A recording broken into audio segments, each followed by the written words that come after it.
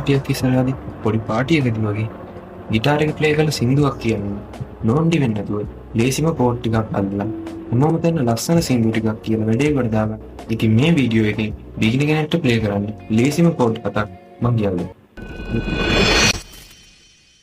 ඉතින් අපි මේ ගිටාර එකේ තාත් එහෙම නැත්නම් ස්ට්‍රින්ග් හයක් තියෙනවා. ඒ හය අඳුරගෙන ඉන්න. අපි මේ ස්ට්‍රින්ග් නම් කරන්නේ සාමාන්‍ය යටපැත්තෙන්. ඒ කියන්නේ මේ හීනිම කම්බියුන ඉඳලා. මේක නම් ක්ලාසිකල් ගිටාර. තව තියෙනවා එකෝස්ටික් කියලා. එකෝස්ටික් වල තියෙන්නේ යකඩ වගේ තාත් මේවේ තියෙන්නේ නයිලොන් ස්ට්‍රින්ග්. අපි මේක හඳුන්වද්දී මේ යටම ස්ට්‍රින්ග් එක E first කියලා ගන්නවා. දෙවෙනි ස්ට්‍රින්ග් එක B second කියලා ගන්නවා. තුන්වෙනි එක G third කියලා ගන්නවා. හතරවෙනි ස්ට්‍රින්ග් එක D fourth කියලා ගන්නවා. පස්වෙනි ස්ට්‍රින්ග් එක A fifth කියලා ගන්නවා. ඊට මේ බේස් උඩම තියෙන එක I E6 කියලා ගන්නවා.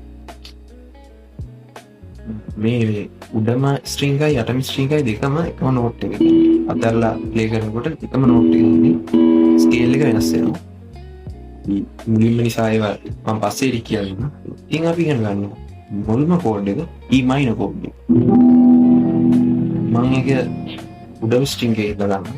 පළවෙනි ස්ට්‍රින්ග් එක කියලා උඩම එක මම ගන්නෙ. ඒක ප්ලේ කරන්නේ මේ දෙවෙනි ස්ට්‍රින්ග් එකේ මේ දෙවෙනි ෆ්‍රෙට් එක. ෆ්‍රෙට් එක කියන්නේ මේ පුරුක මේ පළවෙනි ෆ්‍රෙට් එක මේ දෙවෙනි ෆ්‍රෙට් එක මේ තුන්වෙනි E minor එකේ මේ දෙවෙනි ස්ට්‍රින්ග් එකේ දෙවෙනි ෆ්‍රෙට් එක මේ මැද ඇඟිල්ලෙන් අල්ලනවා. ඊළඟට තුන්වෙනි ස්ට්‍රින්ග් එකේ තුන්වෙනි ෆ්‍රෙට් එක මේ මැද ඇඟිල්ලෙන් අල්ලනවා. එච්චරයි. ඒක හොඳට ඇඟිලි ටික තද කරලා අනිත් ඇඟිලි ගෑවෙන්නේ නැහැ කොහෙවත්. ගෑවෙන්නේ නැති වෙන්නේ. මෙහෙම ප්ලේ කරනවා.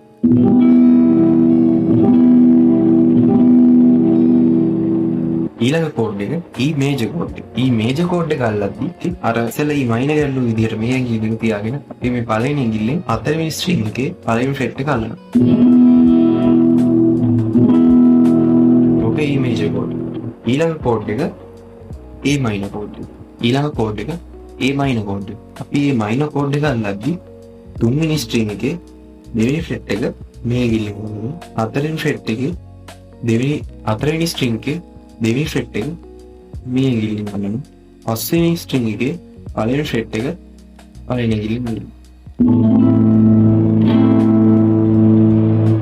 ඕක A minor කෝඩ් එක. ඊළඟට A major කෝඩ් එක.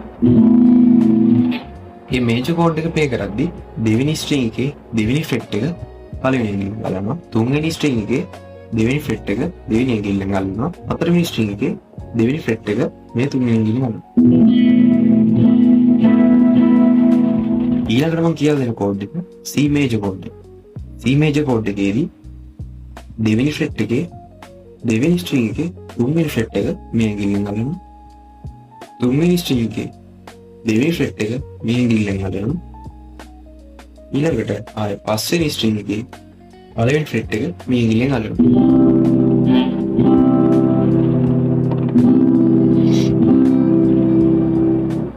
බේසිකලි ඊළඟ කෝඩ් එක G major කෝඩ් එක. G major කෝඩ් එක අල්ලද්දී පළවෙනි බේස් ස්ට්‍රින්ග් එකේ තුන්වෙනි ෆ්‍රෙට් එක මේ ඇඟිල්ලෙන් අල්ලනවා. දෙවෙනි ස්ට්‍රින්ග් එකේ දෙවෙනි ෆ්‍රෙට් එක මේ ඇඟිල්ලෙන් අල්ලනවා. අන්තිම ස්ට්‍රින්ග් මේ හීනිම ස්ට්‍රින්ග් එකේ වැඩිකට තුන්වෙනි ෆ්‍රෙට් එක අපි මේ සුලඟින් අල්ලනවා. මේක අපිට මේ විදිහට අල්ලන්නත් පුළුවන්. මට පුරු මේ විදිහට ඉතින් සම මේ විදිහට අල්ලනවා.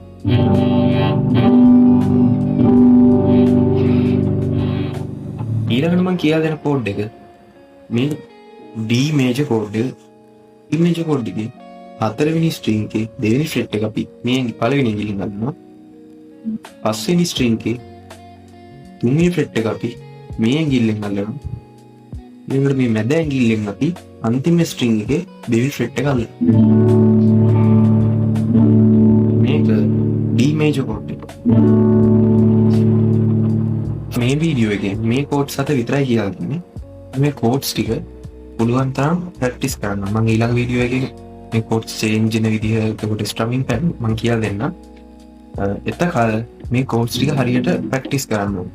නිකන් ඔයගොල්ලෝ කියලා දීපු කෝඩ් එක අල්ලලා පික් එකක් යූස් කරනවා නම් පික් එකෙන් පික් එක අපි අල්ලන්නේ මෙහෙම.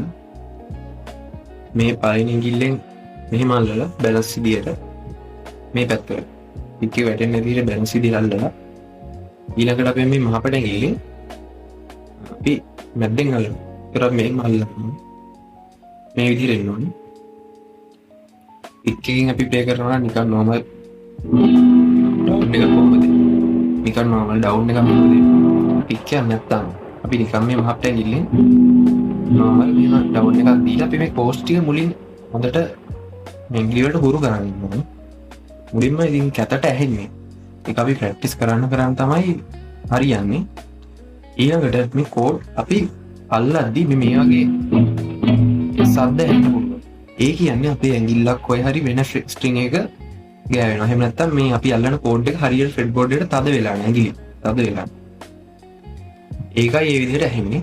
මේක හොඳට මේක පුළුවන් තරම් අපි ප්‍රැක්ටිස් කරන්න ඕනේ. මේ කෝඩ්ස් ප්‍රැක්ටිස් කරන තරමනුව තමයි ප්ලේ කරන එකේ ලස්සන තියෙන්නේ. ඔයාලට ප්‍රැක්ටිස් කරන අතරේදී මොකක් හරි ගැටලුවක් ආවොත් වීඩියෝ එකට වැඩි කමෙන්ට් එකක් දාන්න. ඉතින් මේ දේවල් වැදගත් වෙයි කියලා හිතනවා. වගේ යාළුවෙක් හරි ගිටාර් ප්ලේ කරන අලුත් කෙනෙක් හරි ඉන්නවා නම් එයාටත් මේ වීඩියෝ එක ෂෙයා කරන්න. එහෙනම් මේ වගේ වීඩියෝ එකකින් ආයෙ මට හම්බෙමු.